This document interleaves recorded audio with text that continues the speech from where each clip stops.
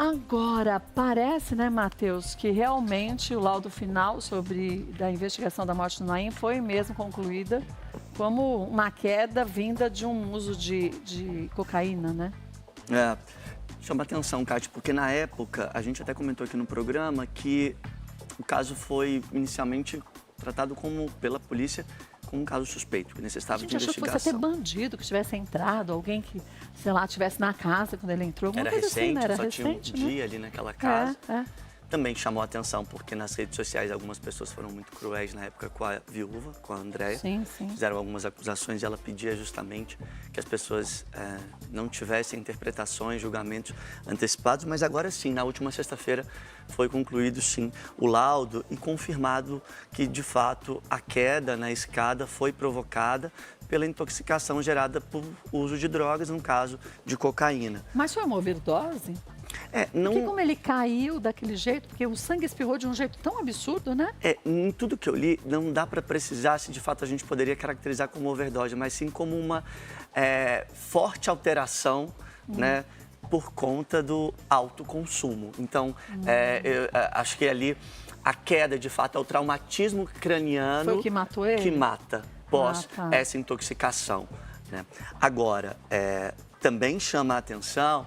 Porque muita gente começou a questionar depois que a gente teve essa informação prévia há alguns dias, a gente também falou aqui no Melhor da Tarde, o que iria acontecer a partir dessa informação. Bem, no primeiro momento, entende-se que o Ministério Público vai acabar sugerindo o arquivamento do caso, uma vez que já foi concluído que não houve interferência de terceiros para que, de fato, essa morte acontecesse. Ele estava com 71 anos, a situação toda aconteceu no dia 13 de junho, de lá para cá foi uma tormenta verdadeira para muitas pessoas e a gente sabe que essa disputa e a briga que envolve a Andréia e a filha do Naim está longe de acabar, porque aí tem muita coisa ainda a ser resolvida. Então, mas veja só, né? A pessoa acaba morrendo, o corpo nem esfriou e a briga entre família já começa, gente, que coisa. Acho que as pessoas estão mais preocupadas ali em ver quem tem mais direito ao pouco que o Naim deixou, porque o Naim não deixou uma grande fortuna. Pelo contrário, estava endividado, estava numa situação muito difícil. E nem assim, as pessoas nem sabem do que a pessoa morreu, mas já estão se engalfinhando por causa do pouco que a pessoa deixou. E quem está brigando? A filha e a Andréia. Ex-esposa, que não estavam separados. Para mim, não é tão claro porque ela deu a entender em uma entrevista que eles até estavam tentando essa volta, mas sem falar para as pessoas, por conta dessa reconciliação, causar de alguma forma um alarde até dessa filha. Porque toda vez que falava que eles estavam juntos, tinha às vezes um entendimento, voltou, a filha gerava alguma situação desconfortável ali entre eles. Vou lhe dizer uma coisa, eu não estou falando bem nem de uma, nem de outra, nem mal de uma, nem mal de outra. Mas isso tudo tem que ser investigado. É fácil também a gente falar, eu estava voltando com fulano. Concorda? Eu estava voltando com fulano, mas acho que vai ser possível, de uma certa forma, né? Conferir pelas mensagens, áudios, troca de texto, aplicativo, né?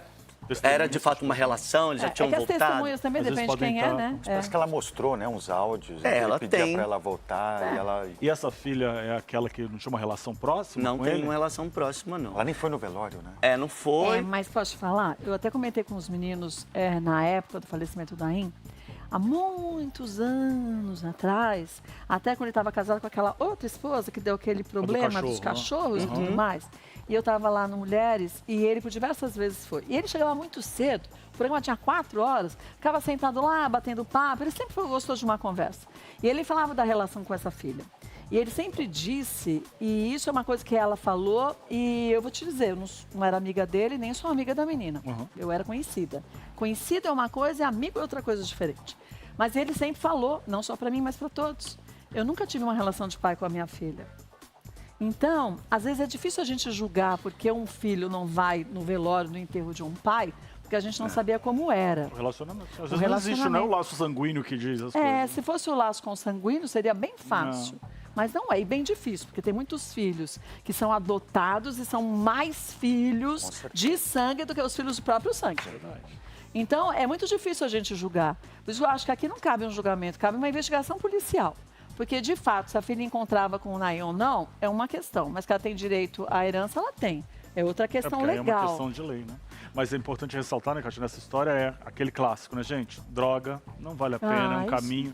Talvez as frustrações levaram lá para um caminho e é um caminho sem volta.